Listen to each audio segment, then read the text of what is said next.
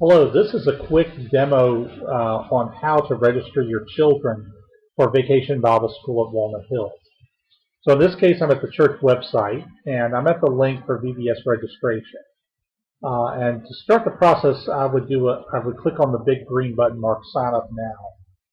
For this demo, we're going to register the record family, and we're going to register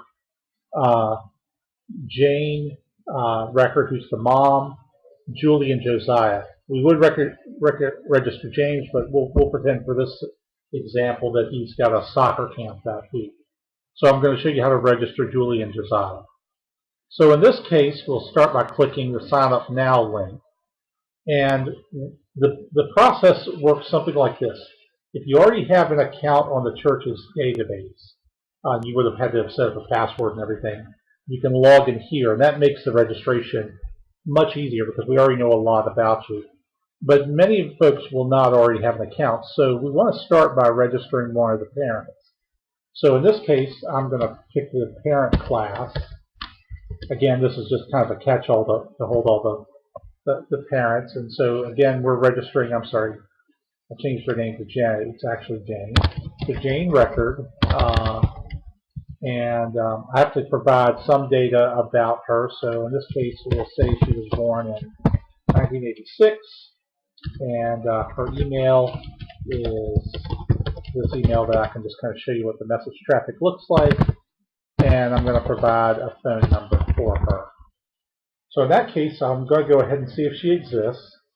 In this case, she's not known in our database. This is her first time, so we'll go ahead and create a new profile for her.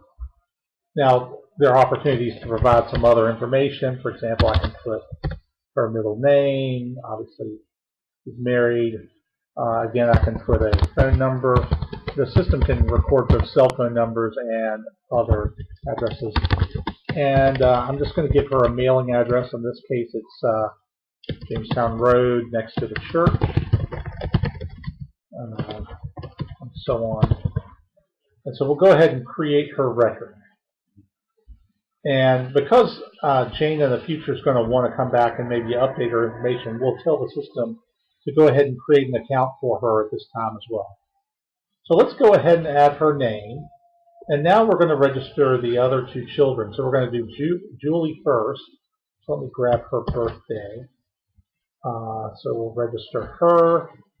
Again, we want to put her in the first grade class. So here's Julie, her last name, put her birthday in, and again her mom's email address, in case she doesn't have one of her own, which most first graders don't have one. And we're going to add her to the family that we've already started creating. So now we've added Julie. Again, it's going to want to know if she's single or not, and it wants to know a cell phone number. Again, once you're registered in our system, this gets a lot easier for future use. And in the case of Julie, we're going to say she has an allergy to peanuts. So we can actually provide some medical information along with her. And now let's go ahead and register Josiah. So Josiah is a 4-year-old. Again, he needs to be a 4-year-old by the end of September of this year. So we'll put Josiah in, and we'll pick the 4-year-old class. Here's his birth date, again, and all the same kind of information. Help track him down. And we'll add him to the existing family. Create a profile for him as well. And so at this point, we now have the 3 records. Let's say we want to add Josiah. So they're all now pending registration. And you know what? We just found out that the soccer camp got moved, so we'll go ahead and register James as well. So let's register him. Try to quickly. He's a 2nd grader. And by the way, there's always an opportunity to come back in the future and register an additional person.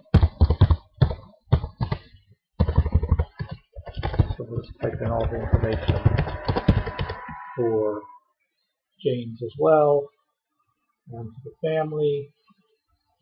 And again, he's male, and as a second grader, he's still single. And for him, we'll say no Walnut. Okay, at this point we have the records in place for them. So to finish the registration, we need to hit continue registration.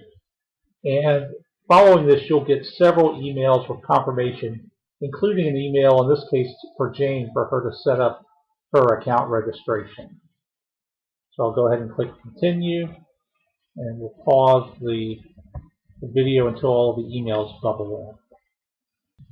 Okay, so following our registration, we should have received several emails. The first one is, you'll notice that Jane has an email welcoming her to the new church management system, and there's a link here where Jane can establish her user account and password. And then there are a second set of emails that come in, one for each person, one for Jane confirming that she's registered in VBS Parents, Josiah's in the 4-year-old class, James is in 2nd grade, and Julie is in 1st grade. So at that point, if Jane wanted to set up her account, she could click on the link to set her password and reset her password. This will cause her to actually get this ability to set a password. So I'm going to type in a password for Jane just to kind of show you what her records look like. So once we've set a password for Jane, she'll be able to log in the system, and you'll notice that it has all the information she typed in before.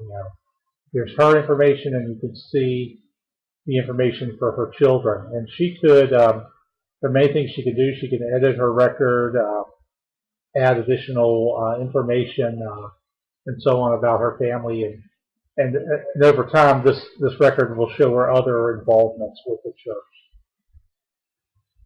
So at that point, you'll notice that if we pick any of the children, for example, we'll look at Julie. Her involvement, you'll see that Julie is enrolled in the 1st grade class. Josiah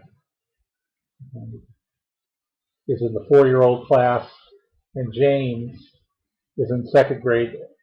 And then Jane herself is reported in the VBS Parents class. So in any event, that's the demo. Hope you found the new online registration process useful, and let us know what you think. Thank you.